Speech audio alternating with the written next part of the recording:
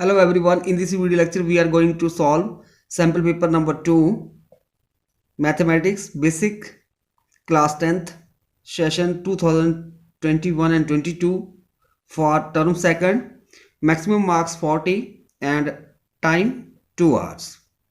General instruction: in this question paper there are 14 questions divided in 3 sections A, B and C. Section A consists of 6 questions, 2 marks each.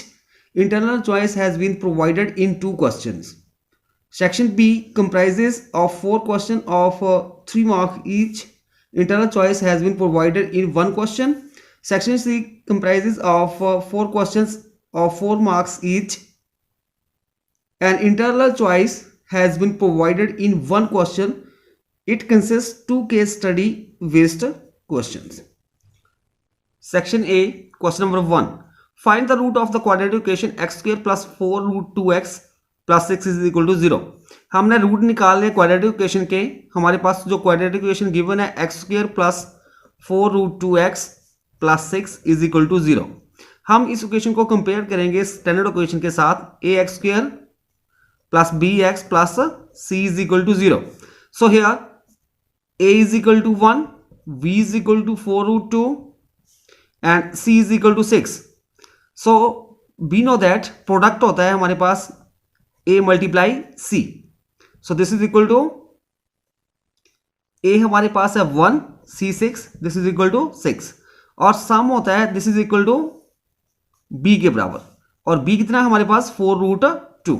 अब हम possible factor लिखेंगे 6 के, तो 1 into 6 is equal to 6, 2 3 the 6. अब इन दोनों factor में से हम एक फैक्टर इस तरह से लेंगे, अगर हम उसको मल्टीप्लाई करें तो हमारे पास 6 आए और अगर हम उन दोनों फैक्टर का सम फाइंड आउट करें तो 4 रूट 2 आना चाहिए. सो यहाँ पे हम इस फैक्टर को लेते हैं, तो जब हम इसको थोड़ा रीअरेंज करेंगे 3 मल्टीप्लाई 2 को हम इस तरह से लिख सकते हैं root 2 multiply root 2. This is equal to क्या हो जाएगा 6, क्योंकि रूट 2 होता है 2 2 3 द 6.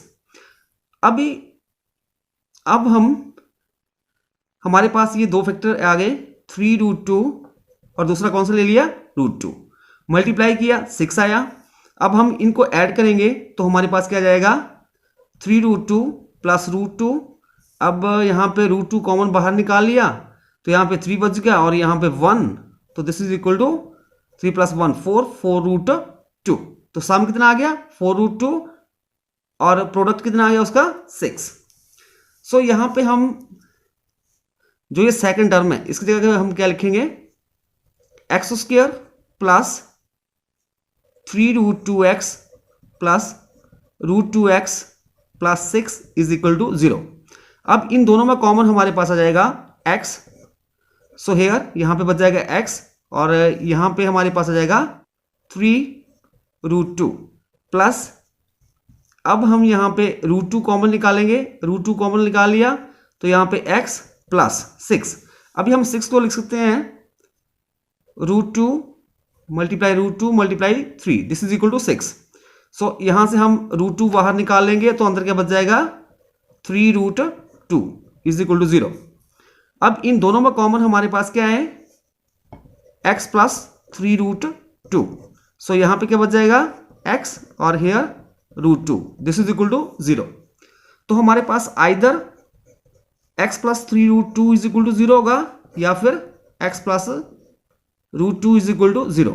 अब हम इसको इस साइड लेके चले जाएंगे तो हमारे पास ये माइनस का बन जाएगा x is equal to minus 3 root 2 और इधर x is equal to minus root 2. So हमारे पास जो रूट आ जाएंगे x is equal to minus 3 root 2 and minus root 2. Question number 2. If the distance between the two parallel tangents drawn to a circle is 20 cm, then find the radius of the circle. Question में given है एक circle है, उसके ends के ऊपर यहां पे जैसे ये डायमीटर ले लिया, यहां पे ये दो टेंजेंट है और किस तरह से दोनों टेंजेंट पैरेलल है. सो इन दोनों के बीच की डिस्टेंस हमारे पास 20 है सेंटीमीटर, तो इस सर्कल का हमने रेडियस निकालना है. सो यहां पे डायमीटर कितना आ गया 20, तो रेडियस आ जाएगा डायमीटर का half, this is equal to 20/2 is equal to 10 centimetre. Question number 3, find the discriminant of the quadratic equation √3x² - 2√2x - 2√3 is equal to 0। हमारे पास क्वाड्रेटिक इक्वेशन गिवन है √3x² - 2√2x - 2√3 is equal to 0। हमने इसका discriminant निकालना है, तो हम इसको compare करेंगे quadratic equation ax² + bx + c is equal to 0 के साथ। सो हेयर a क्या है, जो कोएफिशिएंट ऑफ x² होगा दैट इज √3, b हमारे पास क्या है, जो कोएफिशिएंट ऑफ x है दैट इज -2√2, और c हमारे पास जो कांस्टेंट है this is equal to -2√3।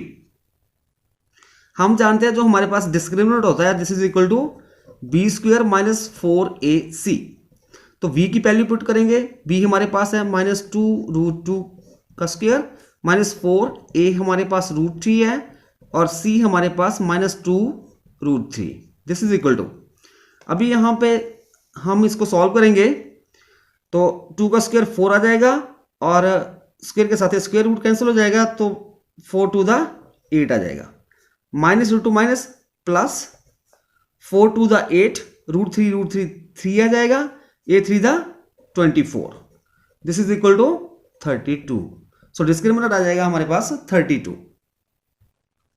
Question number 3 का और part, the sum of the square of 2 consecutive natural number is 41, represent this situation in the form of a quadratic equation. Question में given है 2 consecutive natural number है, अगर हम उन दोनों का स्क्वायर करें और उनका सम लें तो वो हमारे पास 41 बनता है। तो हमने इस सिचुएशन को क्वाड्रेटिक इक्वेशन के फॉर्म में लिखना है। सो लेट मान लेते हैं हम 2 consecutive natural number equal to x and x plus 1, then according to question के अकॉर्डिंग अगर हम इनका स्क्वायर निकालें और ऐड कर दें स्क्वायर को, this is equal to 41।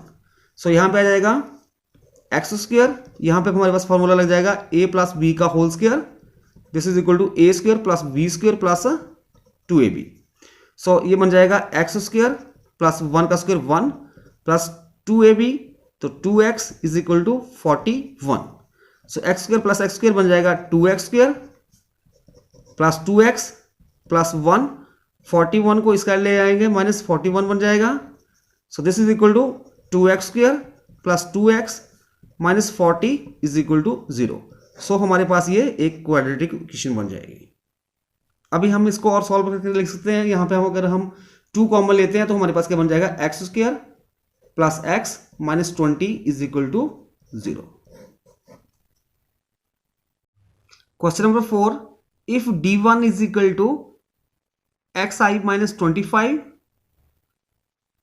and summation fi di is equal to 200, summation fi is equal to 100, then find the value of x bar। so given है हमारे पास di is equal to xi minus 25, summation fi di equal to 200 and summation fi equal to 100, then mean, जो mean होगा हमारे पास x bar this is equal to, इसके लिए हमारे पास फॉर्मूला होता है a plus summation fi di over summation fi। So this is equal to here, क्योंकि हमारे पास गिवन है di is equal to xi - 25, तो di हमारे पास होता है di is equal to xi minus a। So यहाँ पे a कितना आ गया 25, सो 25 भर देंगे हम value, plus summation fi di 200 है ओवर समेशन fi 100 है, 0 के साथ ये कटिंग हो जाएगी, this is equal to 25 + 2, this is equal to 27। So mean आ जाएगा 27। Question number 5, if 7 is the common difference of an AP whose kth term is ak, find ak + 1 minus ak if a9 is equal to 16, then find a10। क्वेश्चन में given है कि जो A K and A K plus 1 are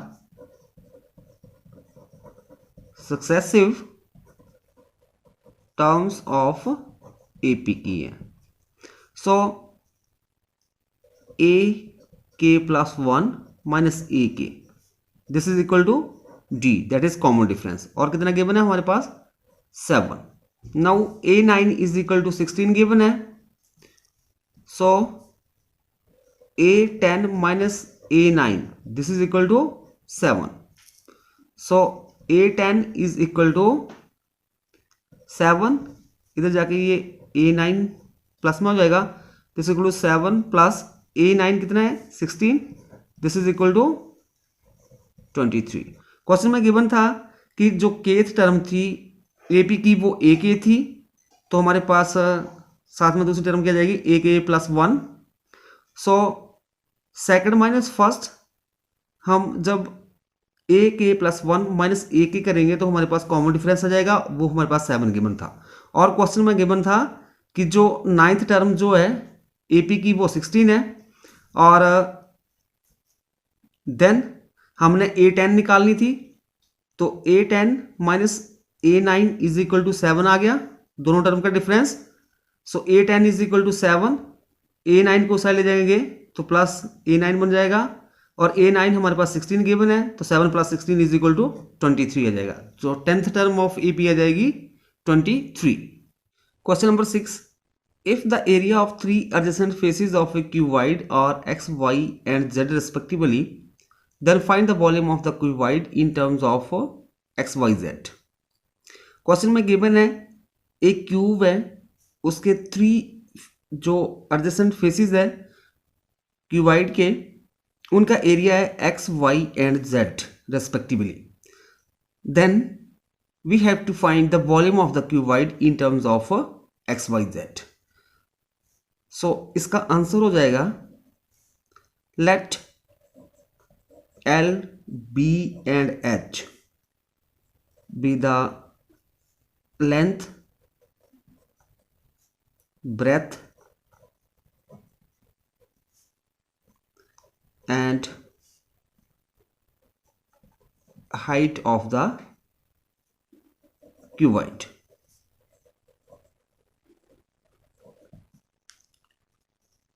since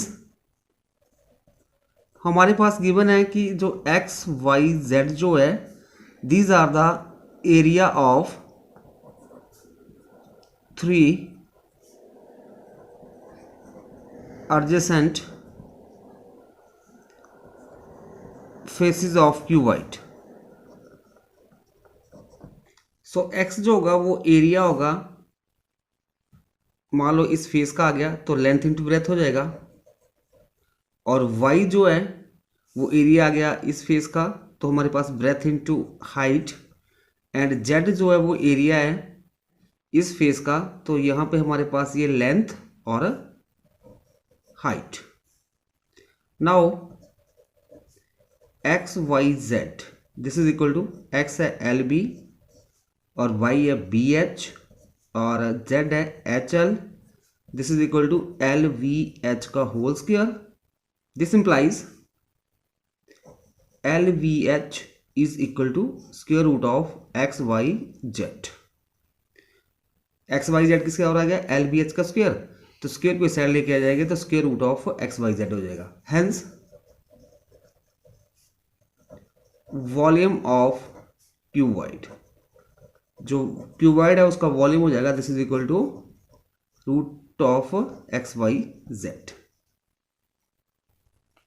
question number 6 का और part, the material of a cone is converted into shape of a cylinder of equal radius if height of the cylinder is 8 centimetre then find the height of the cone. Question में given है एक कोन जो है उसको हम convert कर देते हैं in the shape of a cylinder, cylinder में जिसका रेडियस जो है वो इक्वल है। अगर हाइट ऑफ सिलेंडर जो हमारे पास 8 सेंटीमीटर है देन हमने height of cone find out करनी है। सो एक कोण आ गया हमारे पास, ये इसका रेडियस मान लो हमारे पास R है, इसको मेल्ट करके हम एक सिलेंडर की फॉर्म में बना देते हैं। और जो ये सिलेंडर बना, इसका जो रेडियस होगा वो इक्वल होगा कोण के।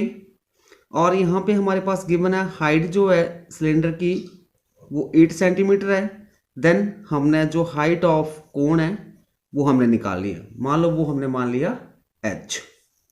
सो let r be the radius of cone and cylinder and h be the height of cone. So जो वॉल्यूम होगा कोण का, volume of cone equal to volume of cylinder. So volume of cone होता है 1/3 pi are square h. This is equal to volume of cylinder होता है pi are square h. So here radius दोनों का same है तो cut जाएगा, pi के साथ pi, h is equal to 3h हो जाएगा। और जो ये एच है this is height of cylinder कितनी गिवन है हमारे पास 8 है। So this is equal to 3 × 8 is equal to 24 centimetre. So height of cone आ जाएगी 24 सेंटीमीटर।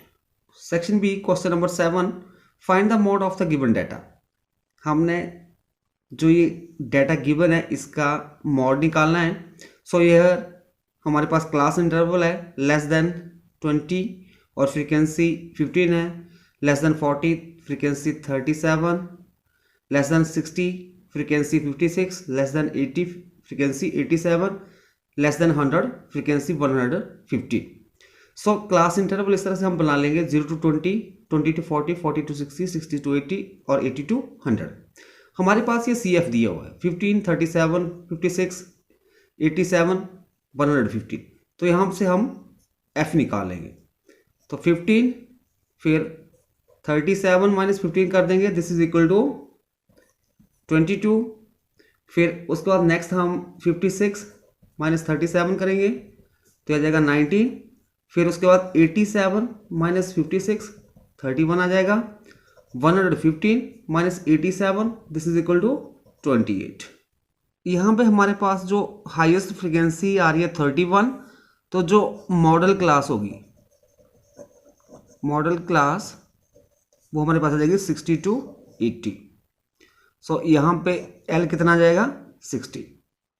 और जो यहाँ पे 31 है इसको हम F1 ले लेंगे, इसके पीछे वाली फ्रीक्वेंसी F0 हो जाएगी और नेक्स्ट वाली F2। और यहाँ पे H कितना आ जाएगा 20। So we know that mode के लिए हमारे पास फार्मूला होता है L plus F1 minus F0 over 2F1 minus F0 minus F2 multiply H। अब हम वैल्यू फिल करेंगे। L हमारे पास है 60 plus F1 31, F0 19 over 2F1 31 minus F0 19 minus F2 28 multiply H, H is 20। This is equal to 60 plus 31 में से 19 minus करेंगे 12, 31 two the 62 minus 47 minus 19 minus 28 that is 47 multiply 20 and this is equal to 60 plus 12 over 62 minus 47 15 multiply 20। अब हम cutting कर देंगे 4 3 the 12, 5 3 the 15, 5 4 the 20।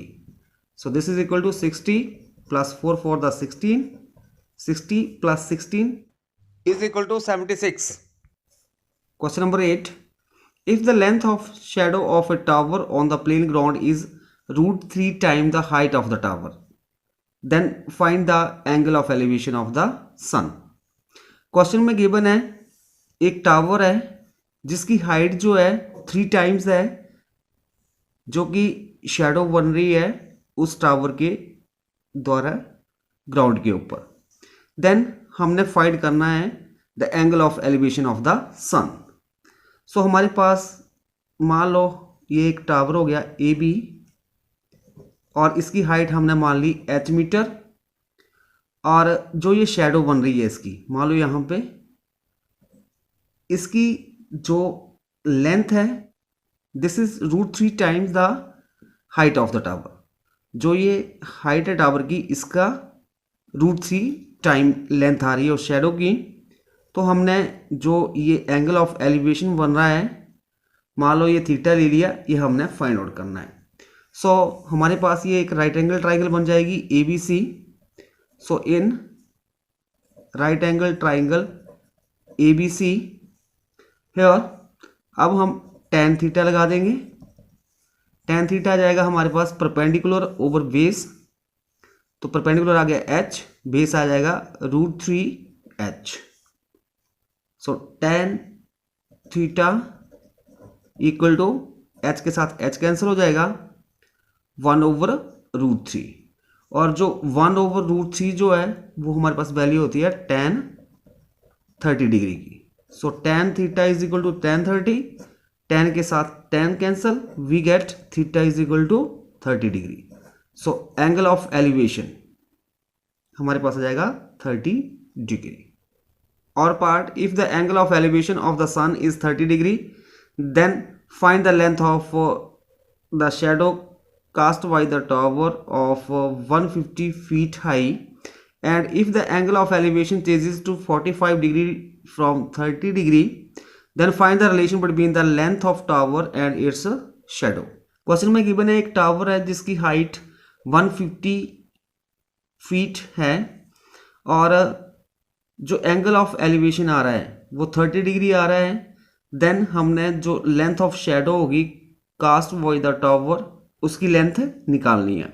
And अगर हमारे पास जो एंगल ऑफ एलिवेशन चेंज होता है 30 डिग्री से 45 हो जाता है, तब हमने जो रिलेशन होगा किसके बीच में, लेंथ ऑफ टावर और उसकी शैडो के बीच में, वो हमने फाइंड आउट करना है। हमने कंसिडर कर लिया कि जो ए बी एक टावर है जिसकी हाइट 150 फीट है, और जो एंगल ऑफ एलिवेशन बन रहा है 30 डिग्री। सो इस तरह से हमारे पास ये ए बी सी एक राइट एंगल ट्राइंगल बन जाएगी। तो इसमें हम perpendicular over base, that is tan 30 लगा देंगे। tan 30 degree is equal to perpendicular आ जाएगा ए बी और बेस आ जाएगा बी सी, और tan 30 की वैल्यू होती है 1/√3, दिस इज इक्वल टू, और ए बी हमारे पास 150 है, B C, so B C is equal to 150√3 feet आ जाएगा। जो हमारे पास लेंथ ऑफ शैडो हो जाएगी वो आ जाएगी 150√3 feet. Hence length of shadow of tower is 150√3 feet. Now the angle of elevation is 45 degree. जब हमारे पास एंगल ऑफ 45, पहले कितना था 30 डिग्री, अब 45 हो जाता है, तो हमारे पास ये ट्राइंगल ए बी सी, यहाँ पे हम tan 45 A B over B C आ जाएगा, और tan 45 की वैल्यू 1 होती है A B over B C. So यहाँ से A B is equal to B C हो जाएगा। तो जो A B is equal to B C means length of tower and the length of its shadow are equal. तो इन दोनों के बीच में ये रिलेशन आ जाएगा। जो लेंथ होगी टावर की वो किसके बराबर हो जाएगी, जो उसके द्वारा शैडो बन रही है उसके बराबर। Next question number 9, draw a line segment of length 3.3 centimetre and divide it in the ratio 3:8, measure the two parts. एक लाइन सेगमेंट गिवन है हमारे पास 3.3 सेंटीमीटर जिसकी लेंथ है, उसको हमने डिवाइड करना है 3:8 में, और जो दो पार्ट बनेंगे उनकी लेंथ को मेजर करना है। फर्स्ट ऑफ ऑल हम एक लाइन सेगमेंट ले लेंगे जिसकी लेंथ 3.3 सेंटीमीटर है। हमने यहाँ पे 3.3 सेंटीमीटर का एक लाइन सेगमेंट ले लिया। मान लो ये हमारे पास आ गया ए बी। नेक्स्ट स्टेप में हमने एक रे ए एक्स ड्रॉ करनी है जो कि एक्यूट एंगल बना रही है किसके साथ, ए बी के साथ। फिर with the help of compass हमने इस तरह से A1 A2 A3 up to A11 तक हमने इसके 11 पार्ट्स कर देने हैं। ठीक है, फिर जो A11 होगा उसको B के साथ ज्वाइन कर देंगे। फिर यहाँ से A3 से हम एक पैरेलल लाइन ड्रॉ करेंगे A11 B के पैरेलल। सो इस तरह से हमारे पास जो ये लाइन सेगमेंट AB है ये हमारे पास 3:8 में डिवाइड हो जाएगा। मतलब AC, मान लो ये पॉइंट C आ गया तो AC ratio CB is equal to 3:8 हो जाएगा। फिर हमने with the help of scale AC length measure कर लेनी है, वो हमारे पास आ जाएगी 0.9 सेंटीमीटर और BC 2.4 centimetre. Next question number 10, find the median of the following data. जो हमारे पास एक क्लास इंटरवल और फ्रीक्वेंसी गिवन है, यहाँ पे हमने मीडियन निकालना है इस डाटा का। इसका आंसर हो जाएगा, क्लास इंटरवल आ गया 20 to 40, 40 to 60, 60 to 80, 80 to 100। Frequency यहाँ पे 10, 12, 20, 22। अब हम इसकी CF निकालेंगे क्योंकि हमने मीडियन निकालना है। तो ये 10, इधर 22, 10 में 12 22, 22 में 20 ऐड कर देंगे 42, 42 में 22 that is 64। So here n कितना जाएगा 64। सो n/2 हो जाएगा 32। n की जगह पे हम भर देंगे 64/2, this is equal to 32। Now जो 32 है वो हमारे पास लाई कर रहा है 22 और 42 के बीच में। सो हम जो मीडियन क्लास है वो हम ले लेंगे 60 to 80। सो यहाँ पे L कितना हो जाएगा, L इज इक्वल टू 60 और ये हमारे पास आ जाएगा F और दिस इज CF। F कितना जाएगा 20, CF इज इक्वल टू 22। अब हम मीडियन का फॉर्मूला लगा देंगे। We know that median is equal to L plus n/2 minus CF over F multiply H। H कितना है, कितना डिफरेंस है 20 का। So this is equal to L आ जाएगा हमारे पास 60 plus n/2 32, CF 22 over F this is 20, H also 20। so this is equal to 60 plus 32 minus 22 10 over 20 multiply 20, 20 के साथ 20 cancel, this is equal to 60 plus 10 this is equal to 70। so median आ जाएगा हमारे पास 70। Section C, question number 11, a circle touches the side BC of a triangle ABC at P and AB and AC when produced touches the circle at Q and R respectively as shown in the figure. Show that AQ is equal to half of perimeter of triangle ABC. Question में given है एक circle जो है triangle ABC की जो side BC है उसको touch कर रहा है P पॉइंट के ऊपर, और जब हम AB और AC को आगे बढ़ाते हैं तो वो सर्कल को Q और R पॉइंट के ऊपर टच कर रही है वो साइड AB एंड AC। तब हमने शो करना है कि जो हमारे पास AQ हमारे पास हो जाएगा this is equal to half of the perimeter of triangle ABC। इसका आंसर हो जाएगा we know that tangent from the exterior point to a circle are equal, means ये सर्कल है हमारे पास और ए पॉइंट से दो टेंजेंट ड्रॉन किए गए हैं सर्कल के ऊपर, तो इनकी लेंथ बराबर होगी, मतलब AQ is equal to AR। This is equation number 1। B जो एक्सटीरियर पॉइंट है इस सर्कल के ऊपर, सो यहां से दो टेंजेंट आ जाएंगे BQ और BP, तो हमारे पास इन दोनों की लेंथ भी इक्वल होगी, BP is equal to BQ आ जाएगा। This is equation number 2। Also C जो एक्सटीरियर पॉइंट हो गया तो यहां से एक टेंजेंट ये बन जाएगा CP और दूसरा CR, तो यहां पे CP is equal to CR हो जाएगा। This is equation number 3। Now अब हम पेरीमीटर निकालेंगे ट्राइंगल ABC का, तो ये हमारे पास आ जाएगा this is equal to A B plus B C plus A C, और यहां पे जो बी सी है this is equal to B P plus P C. So B C की जगह हम लिख देंगे B P plus C P. So इस तरह से बन जाएगा A B plus B P plus C P plus A C. Now थोड़ा इसको हम रीअरेंज करेंगे। अभी जो ये बी पी है किसके बराबर है, बी क्यू के, तो यहाँ पे बी क्यू लिख देंगे तो ये बन जाएगा A B plus B Q, और हमारे पास जो यहाँ पे सी पी है, सी पी किसके बराबर है, सी आर के बराबर, तो सी आर भर दिया प्लस ए सी। अभी जो ये A B plus B Q, A B plus B Q ये किसके बराबर है, ए क्यू के बराबर, ठीक है, और ए सी प्लस सी आर ये हमारे पास आ जाएगा ए आर के बराबर। सो A Q plus A R, और दिस इज इक्वल टू, अभी जो ये ए आर है किसके बराबर है, ए क्यू के बराबर है, तो A Q plus A Q बन जाएगा, this is equal to 2 AQ।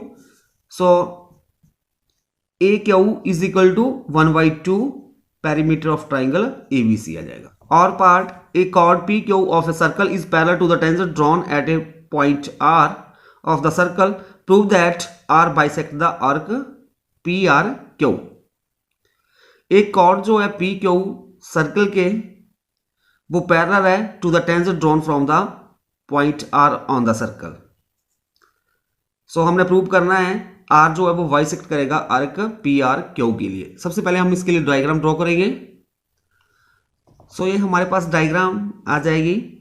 ये हमने एक सर्कल ले लिया और ये पॉइंट R लिया सर्कल के ऊपर, और यहाँ से हमने एक टेंजेंट ड्रॉन कर दिया, और ये टेंजेंट जो एम एन टेंजेंट जो है इसके पैरेलल हमने एक कॉर्ड PQ ले ली सर्कल की, और फिर उसके बाद हम O से परपेंडिकुलर ड्रॉ करेंगे OR ऑन MN, और जब हम इस परपेंडिकुलर को आगे बढ़ाएंगे तो ये PQ को S के ऊपर कट करेगा, इंटरसेक्ट करेगा PQ को एट S। सो यहां पे हमारे पास आ जाएगा RS perpendicular on PQ। Now अब हम ट्राइंगल लेंगे RPS और RQS, ये दो ट्राइंगल ले लेंगे। इन दोनों में RS इक्वल है दोनों के लिए, ये साइड दोनों ट्राइंगल के लिए, और जो हमारे पास एंगल है PSR ये और RSQ ये दोनों 90 डिग्री हैं, क्योंकि हमारे पास जो RS जो है परपेंडिकुलर ऑन PQ है। सो अभी हमारे पास क्या हो जाएगा, PS is equal to SQ हो जाएगा, क्योंकि जो perpendicular from the centre to the chord bisect the chord, जो परपेंडिकुलर सेंटर से हम ड्रॉ करते हैं कॉर्ड के ऊपर वो बाइसेक्ट करता है कॉर्ड को। सो इस तरह से हमारे पास रूल लग जाएगा साइड एंगल साइड। ऐसे ऐसे रूल के द्वारा जो ट्राइंगल जो आगे हमारे पास RPS कन्वर्ट हो जाएगी RSQ के। सो इस तरह से हम लिख सकते हैं PR equal to RQ by CPCT, convoluted part of convoluted triangles. We know that if two chords are equal, then their corresponding arcs are also equal. Hence, R bisect the arc PRQ. Question number 12. A manufacturer of laptop produced 6,000 unit in third year and 7,000 unit in 7th year. Assuming that production increases uniformly by a fixed number every year, find first the production in the first year, second the production in the 5th year, third the production in the 6th year. Question में given है एक company जो है वो laptop manufacture करती है और वो थर्ड ईयर में 6,000 यूनिट जो है लैपटॉप के वो बनाती है, और 7th ईयर में 7,000 यूनिट बनाती है, और जो प्रोडक्शन है इंक्रीज हो रही है uniformly by a fix number of every year, और जो प्रोडक्शन जो हो रही है लैपटॉप की वो कांस्टेंट है एवरी ईयर। सो हमने फाइंड करना है the production in the first year में कितनी प्रोडक्शन होगी, 5th ईयर में, और प्रोडक्शन जो 6th ईयर में। सो इसके लिए आंसर हो जाएगा let the production of first year be a unit. इसके लिए हमने मान लिया जो प्रोडक्शन हुई लैपटॉप की फर्स्ट ईयर के लिए वो A unit and increase in production every year B D unit। जो इंक्रीज हो रहा है प्रोडक्शन में एवरी ईयर वो कितना हो रहा है D unit. So increase in production is constant, जो इंक्रीज हो रही है प्रोडक्शन में वो कांस्टेंट है। सो इसलिए जो ये यूनिट होगा produce by the every year by the company in AP। Now हमारे पास गिवन है A3 equal to 6000, this implies A plus 2D equal to 6000। also A7 हमारे पास 7000 है, तो ये बन जाएगा A plus 6D equal to 7000। अभी हम इसको सॉल्व करेंगे, बाय एलिमिनेशन मेथड कर लेते हैं। तो ये माइनस आ गया, this is also minus, minus ये कट जाएगा आपस में, तो यहाँ पे हमारे पास बन जाएगा -4D इक्वल टू 1000। माइनस का आ जाएगा, बिगर नंबर का साइन लगेगा। सो माइनस के साथ माइनस कट हो जाएगा, D is equal to 1000/4 cutting हो जाएगी 250। तो हमारे पास जो D आ गया कॉमन डिफरेंस 250। अब हम D की वैल्यू जो 250 है, मान लो equation number 1, this is 2, equation 1 में भर देंगे। Put D is equal to 250 in equation 1, we get, so यहाँ पे आ जाएगा A plus 2 multiply 250 equal to 6000 and this is equal to A plus 250 the 500, this is equal to 6000। तो A is equal to 6000 minus 500, this is equal to 5500। So A हमारे पास आ जाएगा 5500। सो इस तरह से हमारे पास D भी आ गया और A भी। अब हम फर्स्ट जो पार्ट हमसे पूछा गया वो निकालेंगे, production in first year. Production in first year वो हमारे पास कितना आ जाएगा 5500। सेकंड हमने निकालना है production in fifth year, this is equal to A plus 4D। Fifth term हमने निकालनी तो वो हो जाती है हमारे पास A प्लस 4D। तो A आ गया 5500 प्लस 4D कितना है 250, this is equal to 5500 plus 1000, this is equal to 6500। Third हमने फाइंड आउट करना था production in the sixth year. So ये आ जाएगा A6, this is equal to A plus 5D and this is equal to A आ गया 5500 plus 5 multiply D 250, तो this is equal to 5500 plus 1250, this is equal to 6750। Case study 1, question number 13. Suraj took 4 small spherical ball of silver of surface area 887.04 square centimeter each from a blacksmith. He wanted them to be made into cylindrical coins of radius 1/4 of that of a silver ball and height 4 centimeter. First part, find the radius of each spherical ball. Second part, find the curved surface area of each coin. Question में given है सूरज जो है वो 4 small spherical ball लेता है silver की, जिनका area जो है हमारे पास 887.04 स्क्वायर सेंटीमीटर है और उसको वो एक सिलेंड्रिकल कॉइल में बनाना चाहता है जिसका रेडियस हो 1/4 of that of silver ball और हाइट जो है उसकी 4 सेंटीमीटर। हमने एक ये स्फेरिकल बॉल ले ली जिसका रेडियस r है, इसका हमने कॉइन्स बनाना है और उस कॉइन का जो रेडियस होगा वो 1/4 होगा रेडियस किसके, जो वॉल का रेडियस है, और इसकी हाइट जो है वो हमारे पास गिवन है 4 सेंटीमीटर। सो फर्स्ट पार्ट के लिए